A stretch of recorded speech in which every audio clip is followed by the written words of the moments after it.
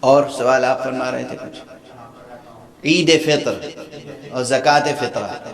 ہاں، میں یہاں پر رہتا ہوں، میرے عیال دوسرے شہر میں یا دوسرے اگر وہ آپ کے عیال میں شامل ہیں تو آپ ان کا فطرہ ادا کریں گے، یا اپنی طرف سے وہاں آپ فون کریں گے، آپ پیغام دیں گے کہ آج فطرہ نکال دو میری جانب سے قربتاً اللہ. وہی آپ سے پوچھنا چاہ رہا تھا کہ عیال میرے ساتھ یہاں نہیں ہے، جیسا کہ سنا ہے کہ وہ فطرہ جو ہے اس کے لیے یہ کہنا ضروری ہوتا ہے کہ فطرہ ادا کرتا ہوں یا کرتی ہوں قربتاً اللہ. جی ہاں بالکل. تو ان عیال کی وہ تو آپ کہیں گے، ہاں بالکل کہیں گے. جی ہاں جی ہاں بالکل کہیں گے، بالکل کہیں گے. اب ایک مسئلہ اسی فردن پہ یاد آ گیا جو یہاں نوٹ بھی تھا.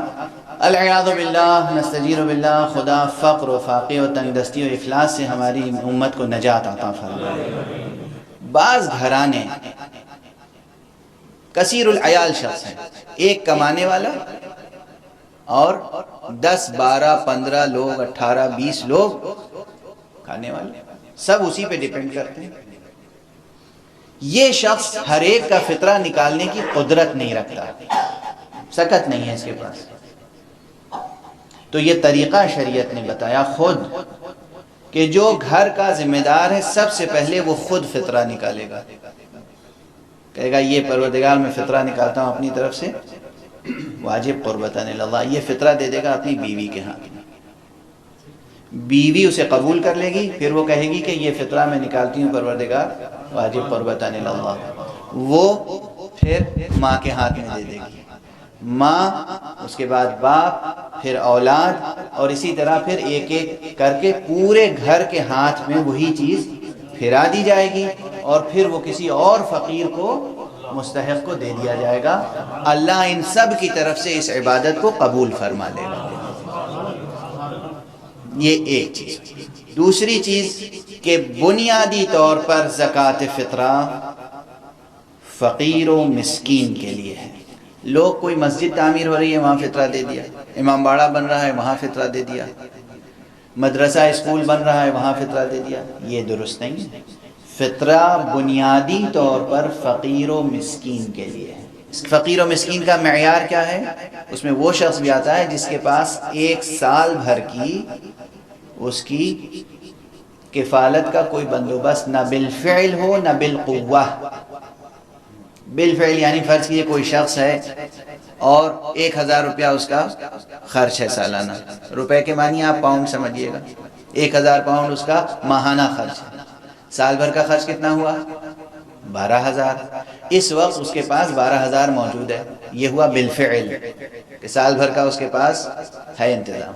ایک شخص نہیں، 12000 پاؤنڈ اس کے پاس موجود نہیں ہے، بلکہ اس کے ہاں کہیں نہ کہیں ایک آسرا ہے، ایک امید ہے، ایک توقع، ایک سلسلہ ہے بندھا ہوا کہ فلاں جگہ سے اسے مہینہ 1000 ملتا ہے، یعنی بالقوہ اس کے پاس ہے، یا کہیں سے بندوبست ہو. یہ شخص فقیر کی تعریف میں نہیں ہے.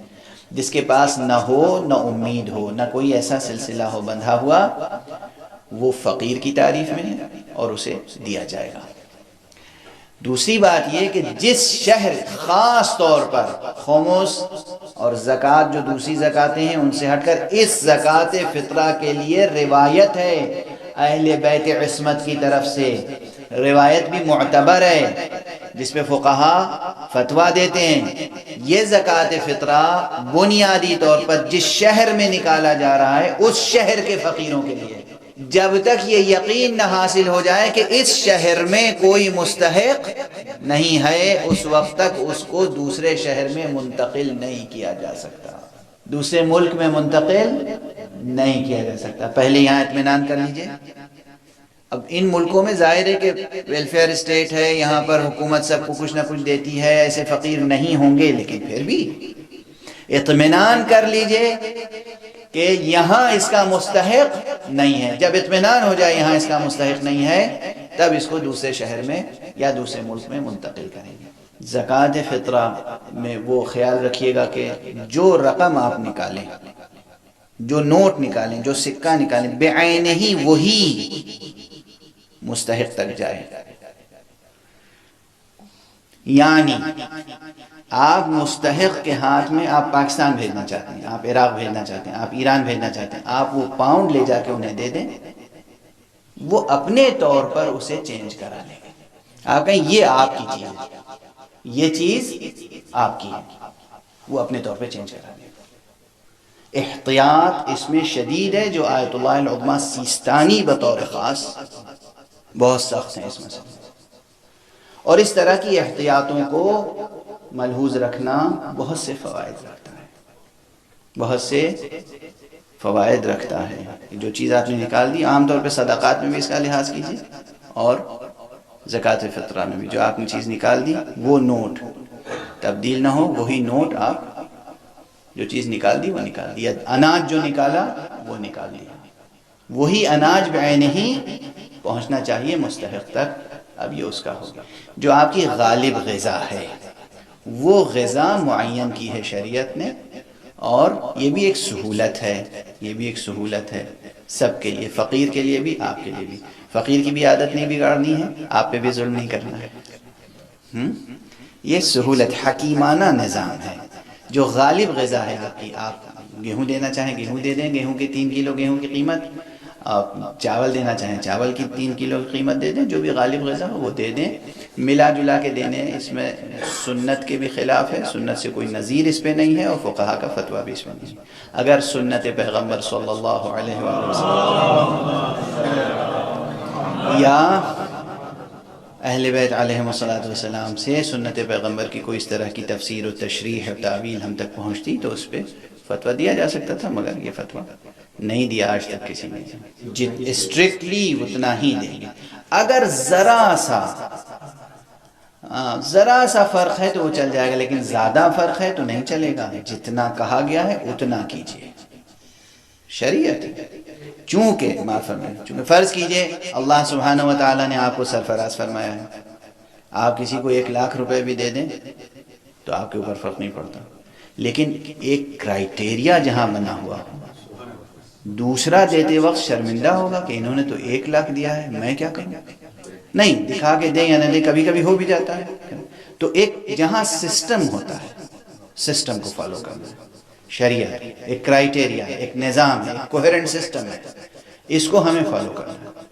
جیسے کوئی بہت صحت مند ہے، 1000 ڈنڈ بیٹھک روز کرتا ہے، لیکن نماز صبح وہ 2 ہی رکعت پڑھے گا. ایک غریب، ایک کوہرنٹ سسٹم ہے. ایک کمزور ہے، ضعیف ہے، ناتواں ہے، بیمار ہے، وہ بھی 2 رکعت پڑھے گا. ایک پہلوان ہے، گاما پہلوان ہے، وہ بھی 2 رکعت پڑھے گا. کہ صاحب میرے جسم میں طاقت زیادہ ہے اس لیے میں 10 رکعت پڑھے لیتا ہوں. نہیں، آپ کو اللہ نے سرفراز فرمایا ہے. آپ غریبوں کی مدد کے دوسرے طریقے ہیں، 1000 طریقے ہیں. خیر کرنے کے 1000 طریقے ہیں. اور یاد رکھیے، جو شخص جتنا بھی خیرات اللہ کی راہ میں کرے گا وہ اتنا ہی سرفراز ہوگا. قرآن مجید نے جو حسین ترین تشبیہیں اس باب میں دی ہیں وہ حیرت انگیز ہے. اللہ سبحانہ و تعالی، نعوذ باللہ میں کہہ رہا ہوں، جیسے ایک کوئی نیڈی، ایک حاجت مند، ایک نیاز مند کھڑا ہو کے کہے کہ کون ہے جو مجھے قرضہ دے دے. اللہ سبحانہ و تعالی اس طرح کہتا ہے کہ کوئی ہے جو مجھے قرض دے، مجھے قرض حسنہ دینے والا کوئی ہے. اور پھر وعدہ فرماتا ہے کہ دیکھو ہماری راہ میں اگر کوئی 1 دانہ گیہوں کا دے گا تو ہم اس کی کتنی برکتیں شامل حال کریں گے.